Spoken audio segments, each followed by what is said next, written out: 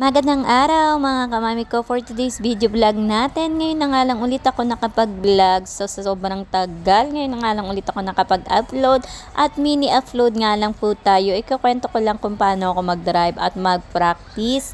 Yan nga, nagpa-practice ako mag-drive mga kamami ko dahil hindi nga nagagamit tong car, kailangan ko nga pong mag-practice. Ako muna nga mag-aalaga sa aming monterong sasakyan. Noon pa man is nagda-drive na po talaga ako.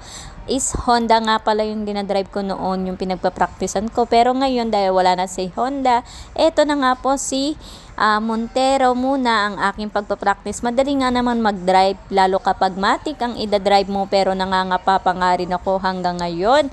Kasi practice muna tayo bago ko nga siya ilabas. Kailangan ko muna ma-practice dito sa loob ng village namin. Kaya ayan mga kamami ko, na hindi ko nga alam kung paano ko umpisa mag-practice. Paikot-ikot nga lang yung wheel kasi nangangapa po tayo. Kaya ayan, sa susunod mag-a-update ako kung magaling na po ba akong practice ng ating drive at soon ilalabas na rin natin to mga kamami ko.